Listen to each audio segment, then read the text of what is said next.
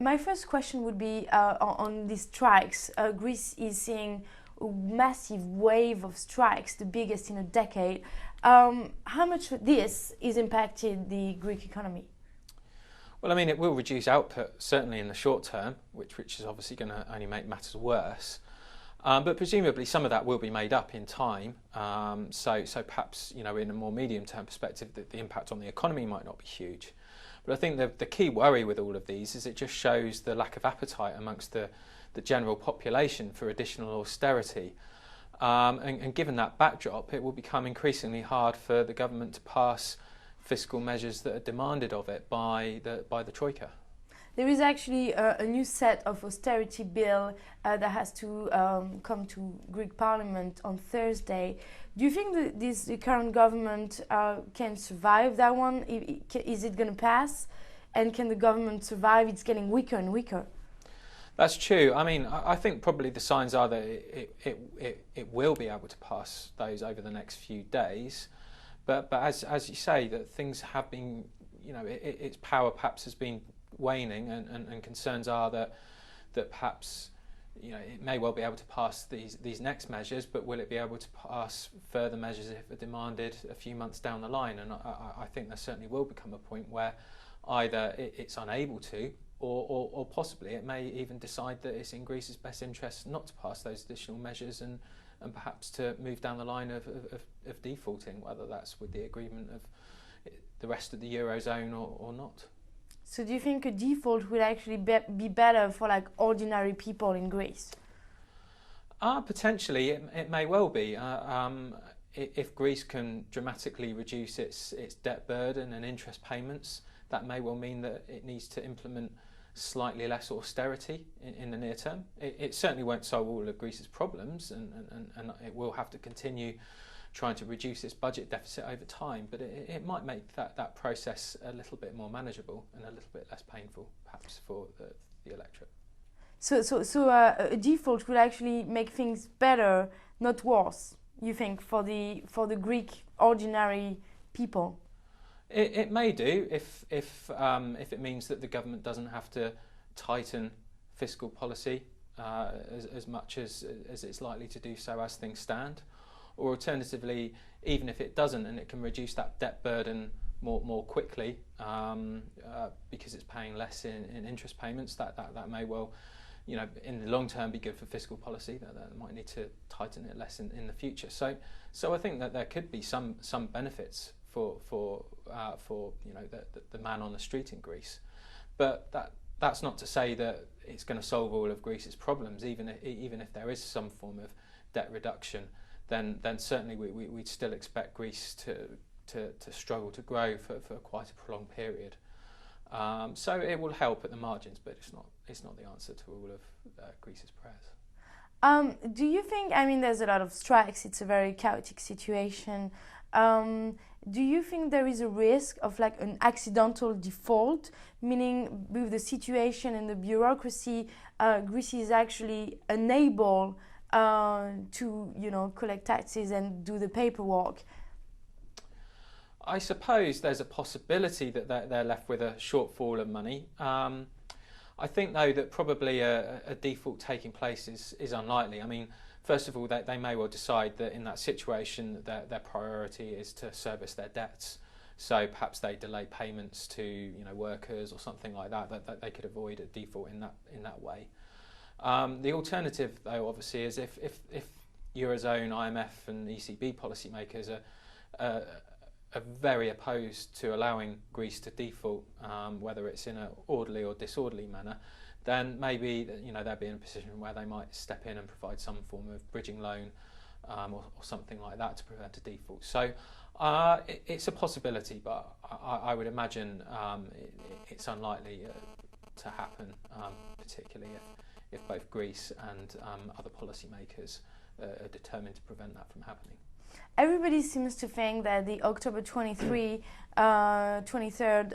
meeting is going to solve all the problems. What do you expect? And are we having too high expectations for this meeting? I think there's certainly a risk that the expectations have got ahead of themselves, and certainly the comments from Germany over the last day or so sort of do seem to sort of indicate that perhaps that may well be the case. I think the other thing to note is clearly over the past year or so, policymakers have often really not done enough, and high hopes have often been dashed in the past. So there's clearly a risk that will happen again.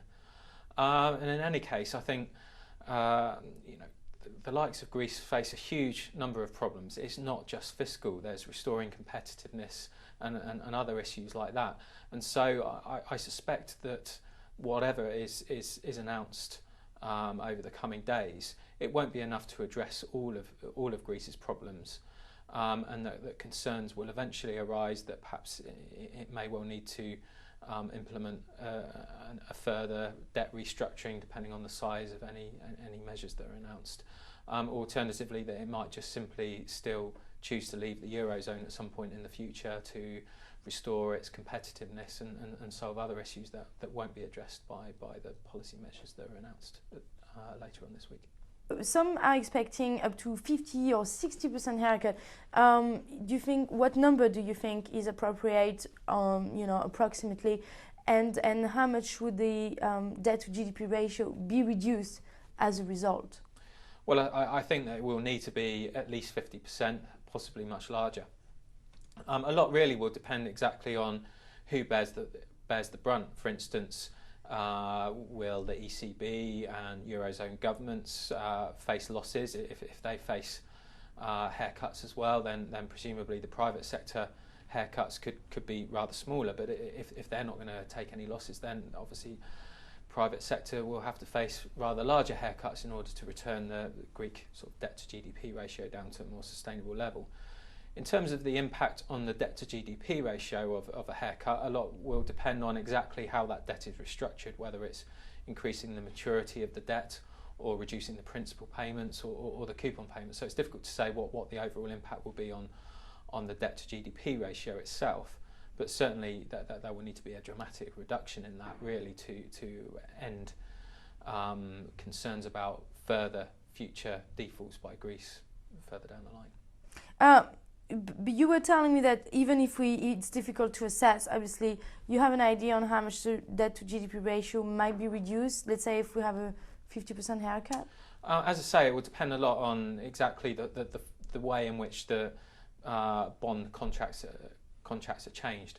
But I suspect really at the very least you're going to want to see that debt to GDP ratio falling below 100% of GDP before people are going to start to think, well, Greece can then get its public finances on an even keel and be in a position where it won't need to restructure its debts again in the future.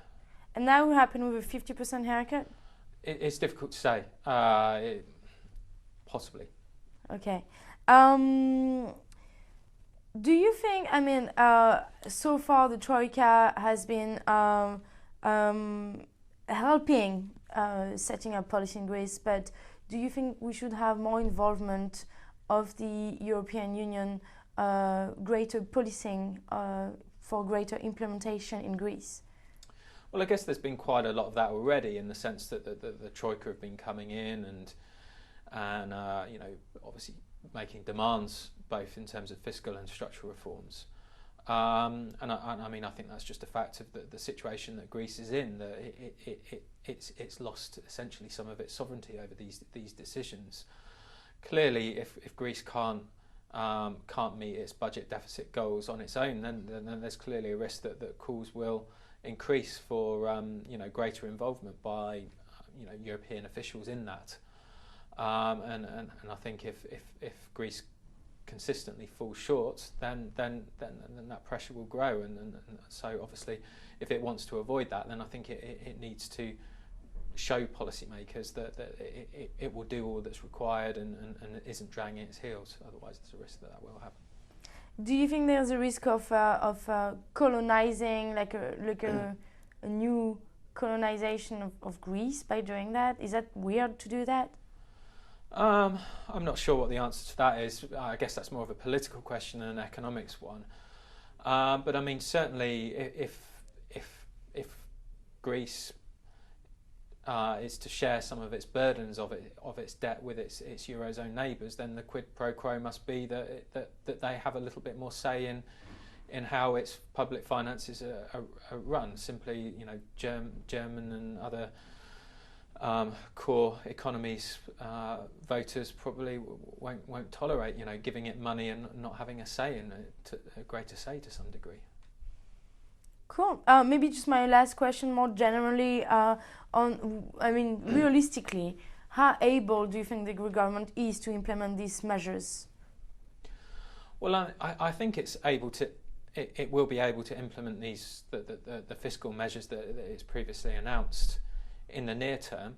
I think just the major risk is whether A, it has the will to do so, or B, it has the ability to do so if people were to leave the party, etc.